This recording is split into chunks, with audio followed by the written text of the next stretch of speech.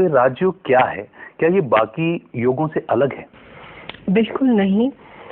अगर हम योग की बात करते हैं तो वास्तव में योग का मतलब ही है परमात्मा से अपने मन को, संकल्पों को जोड़ना और परमात्मा से सुख, शांति, प्रेम, आनंद की अनुभूति करना। लेकिन धीरे धीरे योग शब्द का कनेक्शन फिजिकल एक्सरसाइज या हेल्थ के लिए कुछ भी हम जो प्रयास करते हैं उसके कनेक्शन में ज़्यादा यूज होना शुरू हो गया, इसलिए हम उसको योग कहते और इसको राजयोग कहते हैं। जी दीदी, और शायद इसका कारण यही हो सकता है, जब पिछली बार आपने बताया था हमें कि हम आत्मा हैं, जबकि हम अपने आप को शरीर, नाम, व्यवसाय ये सब समझने लग गए थे। तो चूंकि शरीर समझ रहे थे तो सारा कनेक्शन हमने शरीर से जोड़ लिया।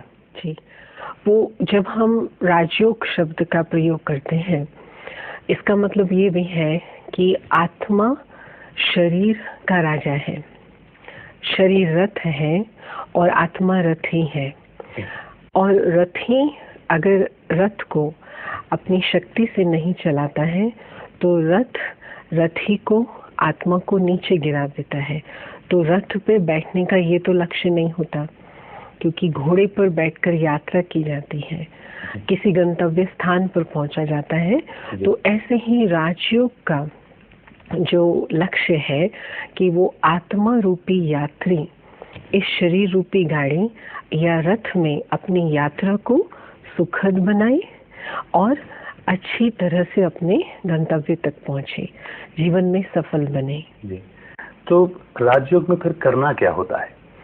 राजयोग की विधि जो है बहुत ही सहज है, लेकिन क्योंकि बहुत समय से योग शब्द का जो कनेक्शन था वो या तो होता था हिमालय से या गुफाओं से या कुटिया से या फिर लंबे बालों से या दाढ़ी से।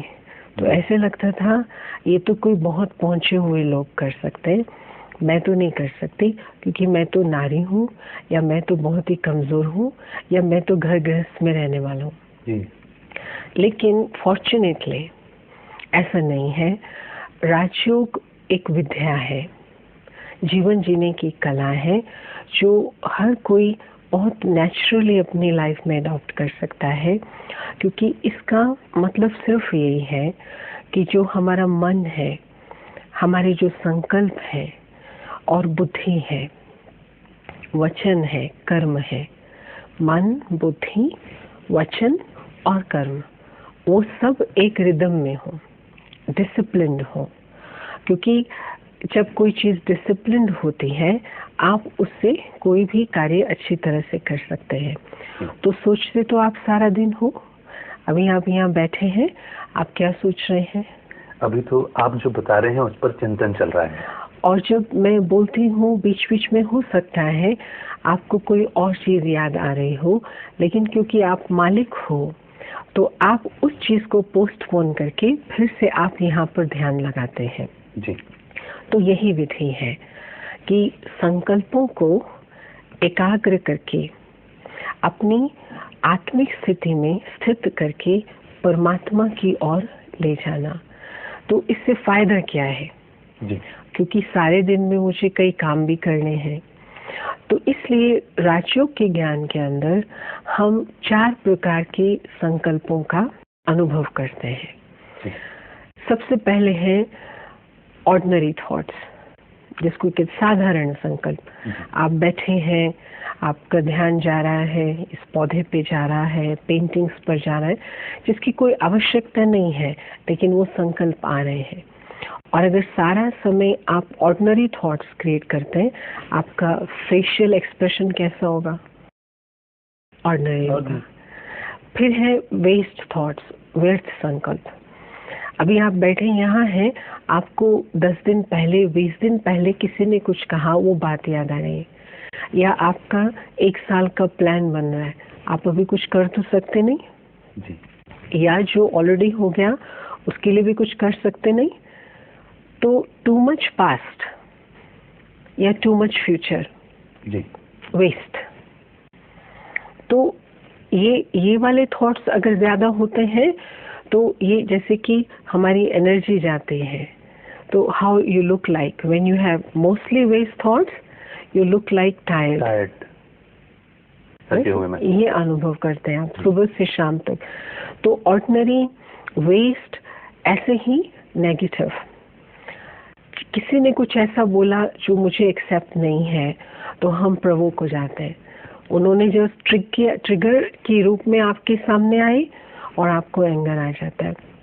तो नेगेटिव थॉट्स ज्यादा होंगे तो आप कैसे लगेंगे, लाल पीले नीले लगेंगे। तो इन सब थॉट्स के होते हुए हम अपने मन के अंदर फिर भी शुद्ध संकल्प रखें, वो है राजयोग का लक्ष्य।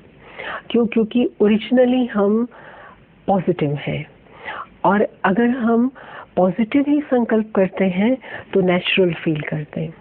इट्स लाइक सम वायरस और बैक्टीरिया एंटर्स योर बॉडी। अगर वो वायरस आपकी बॉडी का पार्ट नहीं है तो आपकी बॉडी कैसे रिएक्ट करती है, वॉमिट करती है, कुछ ना कुछ तरीके से बाहर निकालती है। तो हम उसको कहते हैं फॉरेन मटेरियल। कोई फॉरेन मटेरियल डिजीज अंदर आया है, वो अभी बाहर निकाल। ऐसे ही नेगेटिविटी जो है वो आत्मा का हिस्सा नहीं है जी। तो जितना जितना मेडिटेशन का अभ्यास करते तो ये हमारी भ्रांति दूर होती। नहीं तो हम समझते थे अच्छा और बुरा दोनों ही हमारे हिस्से हैं। हमने बड़ा नेचुरल सा माना हुआ है कि अगर सुख है तो दुख है, और पॉजिटिव है तो नेगेटिव भी रहेगा ही। बड़ा ही इसने परेशान किया है इस मान्यता ने हमें, क्योंकि हम दुख और सुख को एक हिस्सा समझने के कारण दुख को भगाने का प्रयास ही नहीं करते थे। अब आपके घर में चोर आएगा और अगर आप ये सोचें चोर को तो आना ही है क्योंकि मेरे घर में सामान है, तो आप उसको भगाने का प्रयास ही नहीं करेंगे। तो आप उसको समझते हो चोर है तो ही भगाने का प्रयास करेंगे ना। और चोर मेरे घर में नहीं होना चाहिए, सामान भले है लेकिन इसका मतलब ही नहीं कि चोर मेरे घर में आए।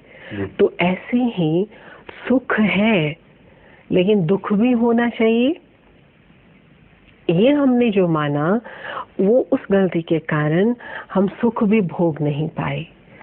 तो इसलिए जब हम ये समझ जाते हैं कि आत्मा का जो मूल स्वभाव है वो पवित्रता है, सुख है, शांति है।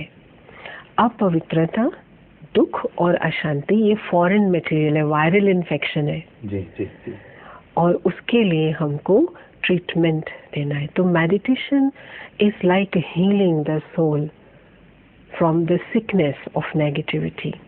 यदि आपने बिल्कुल कार्यक्रम के टाइटल के हिसाब से एक नई सोच हमें दी है आज कि ये नेगेटिविटी हमारा अंश नहीं है, हमारे अंदर का हिस्सा नहीं है। मगर एक बात मैं यहाँ से आपसे जानना चाहूंगा कि कई बार नेगेटिविटी आती है, दुख आता है, तो लोग कुछ ऐसे रास्ते इख्तियार करते हैं जिनसे कुछ समय के लिए वो दुख से दूर हो जाएं, और वो भी नेगेटिव रास्ते ही हैं। तो ये मैं इस बात का अनुभव एक बार अपने जीवन में कर सकी हूँ, मैं इसलिए महसूस कर रही हूँ आप क्या कह रहे हैं कि दिल्ली यूनिवर्सिटी में मैं 3 साल स्टूडेंट्स यूनियन की प्रेसिडेंट रह चुकी थी जी।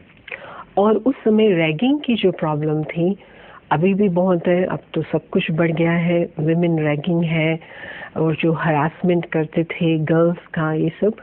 तो मुझे हर एक स्टेप पर लगता था कि इट्स अ बिग इनजस्टिस कि किसी भी प्रकार से किसी व्यक्ति को आप अगर प्रेशर करते हैं, उसकी डिग्निटी को खराब करते हैं तो उसका अपोजिशन करना चाहिए। तो वो गलत करते थे और हम उतना गुस्से से प्रवोक होकर के हर तरफ चिल्लाना, कंप्लेंट करना, लेटर्स लिखना या झगड़ना, ये सब हमारा काम होता था जिसके द्वारा हम बंद करना चाहते थे जी। तो मैं उस स्टेज पर पहुंच चुकी थी जब लगता था कि ये जो लाइफ है अभी बहुत जल्दी खत्म हो जाएगी। वो ब्रेन इतना थक चुका था क्योंकि नेगेटिविटी का तो कोई अंत ही नहीं दिखाई देता था। But one lucky day during one of my vacations मुझे निमंत्रण मिला माउंट आबू में जाने का, और मैंने सोचा कि हिल स्टेशन पर जाके हवा खाएंगे और वहाँ से वापस आके फिर दोबारा कुछ ये सब देखेंगे क्या ठीक होगा।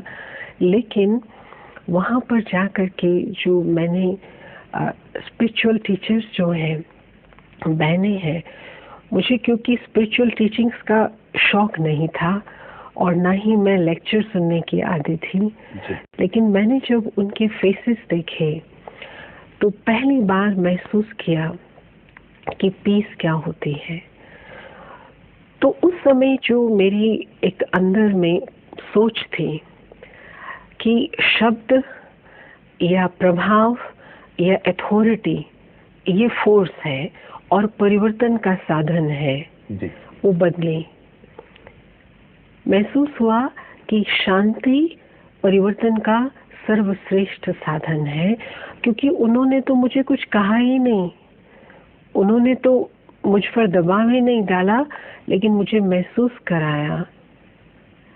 तो उस शक्ति को महसूस करने के बाद मैंने राजयोग की जो परिभाषा है जी। वो बिना लेक्चर के उस शांति की भाषा से जो समझी, तो मुझे लगा कि ये जो है पूरे वर्ल्ड को एक धरोहर के रूप में, परमात्मा की देन के रूप में दान करने की जरूरत है। So I made it my mission. जी दीदी, और वही पीस, वही वाइब्रेशंस हम अभी